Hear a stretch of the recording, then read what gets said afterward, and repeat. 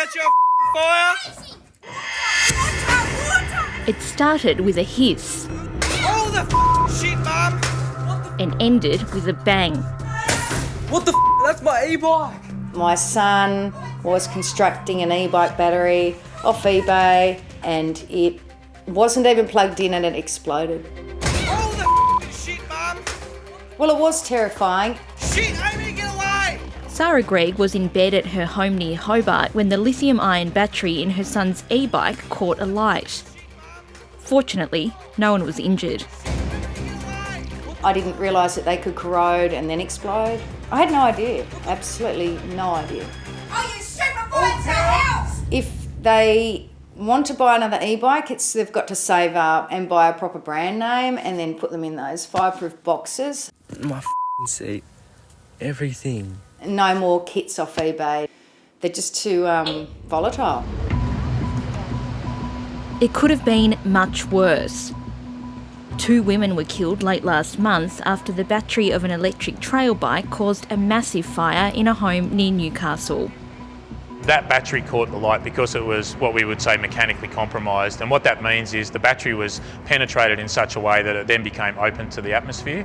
And the physical and chemical properties of a lithium-ion battery are such that once that occurs, there will be a large exothermic reaction, so you will see flame and fire develop.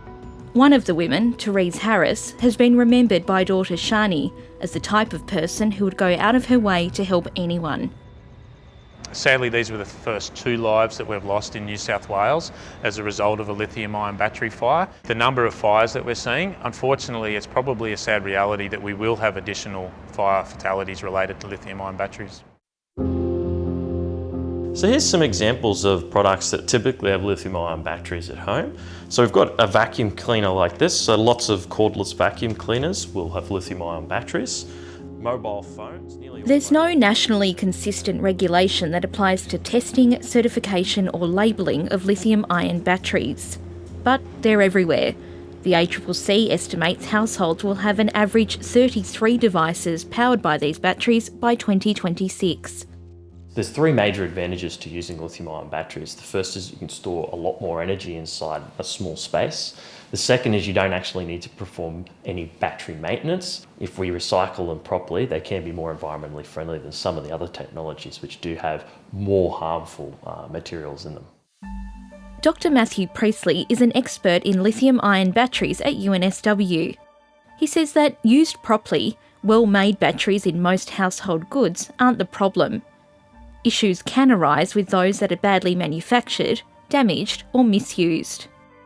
Some of the common things that people need to do at home are make sure when they're charging these batteries, they're charging them particularly in things like e-devices and e-mobility scooters in parts of the house where it's not in an egress area. I recommend that you always use a reputable brand and buy from their own distributor. Oftentimes people will also use substitute chargers. So they might look at a plug and go, well, that's the same size plug, it fits in the socket of the battery, I'll use that to charge it. But again, it's not part of the proper integrated system that they were designed and tested for. So that if the battery is overcharging or something's not going right, it means the battery charging may not shut down. The battery can overheat and catch fire. We asked all state and territory fire services how many lithium-ion battery fires they've responded to since January last year. The answer was about 1,000 fires nationwide. Our predecessors, they had to deal with piped natural gas coming into properties, they've had to deal with the introduction of petrol-powered engines and fuel storage and electricity being introduced into properties. So for us, we're at a point of time where this is the challenge we've got to deal with, and it's certainly a challenge that is testing us. It's a challenge also testing the waste and recycling sector. Right, so that's a couple of vapes that have come through into our glass pile. Every one of those has got a lithium-ion battery inside it, and if that was cracked, hitting with the machinery, that could burst into flames. There are bigger items too. This is the battery from an old vacuum smouldering at the same Sydney facility. We're seeing problems with these batteries on a daily or weekly basis. They are coming through us every single day. You know, they don't cause problems every single day, but they cause risk. The federal government has consulted on a national program to recycle e-waste, which doesn't belong in household recycling bins. For now, there's a patchwork of facilities able to take on some batteries. RecycleMate's a really great tool for people to be able to find the right location. The issue with all of these things is that there's different answers in different parts of the community and for different items. So there's not one answer for a mobile phone and for a vape. Regroup has seen the very worst of what can happen after Canberra's only recycling facility was lost in a catastrophic blaze in 2022. The capital's recycling is still being processed in New South Wales and Victoria. We're one more battery fire away from losing another facility, and whether that's us or another operator, like, the system can't afford to just keep dealing with these risks. Garth Lamb says a properly funded program, similar to the container deposit scheme, could make all the difference. In those schemes, we've set up this whole new collection network, a whole new pathway where people are going there because they get a financial incentive. Why can't we add other materials into that sort of scheme?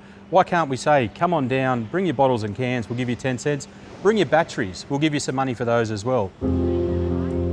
Without a greater focus on testing and regulation, experts fear the worst. We don't have any testing facilities in Australia that can test high power electrical goods. So that's a really big challenge because we're going to be bringing in a lot of batteries, a lot of electrical technology as we begin to decarbonise and electrify Australia. There's a range of things that we need to bring to this current issue. And so the work that fire services across Australia with governments and consumer protection agencies, we're all looking at those sort of things, and we'll be working, towards better conditions for consumers.